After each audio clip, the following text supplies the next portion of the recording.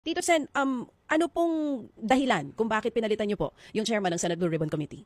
Um, merong mga merong mga dissatisfied sa aming mga kasama, narinig ko, doon sa pamamaraan o sa nangyayari sa Blue Ribbon. Kaya yun ang una sa mga napag-usapan na pinakamaganda, maglagay tayo talaga ng investigador na neutral. Yun ang usual, karaniwan na nababanggit.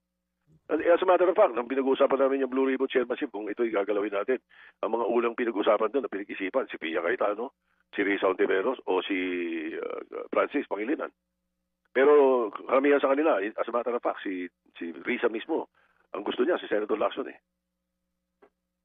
At Chair, SP, may binanggit po kayo, sinasabi niyo po na dissatisfied ang ilan sa mga members po ng Senado dahil hindi neutral po. Tama po ba yung narinig ko? Ano po exactly yung sinasabi nila? Paano pong hindi neutral? Gusto nila neutral. Siguro may feeling sila na hindi neutral. Kayo po, Diba? kayo po mismo, SP, nitong mga nagdaang naunang hearing, masasabi niyo po ba na hindi naging neutral yung naging investigasyon sa Senado? Ang tingin ko, masasabi ko, ang tingin ko, hindi dahil neutral o hindi neutral. Ang tingin ko yung direksyon ang nakikita kong medyo hindi ko kursunada. Yung direksyon ng investigasyon, yung hearing sa Blue Ribbon. Kung akong personal opinion ko lang to. Hindi ko gusto yung direksyon. Kasi kung napanood niyo yung hearing na umattend ako, ang direksyon na gusto ko, in aid of legislation. Kasi nga, tama yung sinasabi ng mga tao eh. Bakit kayo nag-iimbestiga sa sarili nyo? Di ba? Bakit daw yung House nag-iimbestiga sa sarili nila? Bakit ang Senate sarili nila iniimbestiga? Mali eh. Kasi mali ang direksyon ng committee. Ang dapat kasi in aid of legislation. So, talagang pwede kaming mag-inquiry, mag-imbestiga in aid of legislation. Ano gagawin natin sa pick-up?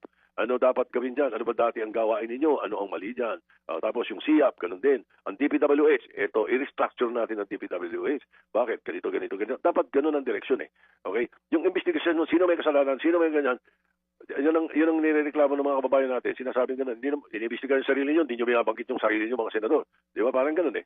Because, trabaho yan ng DOJ at ng Ombudsman.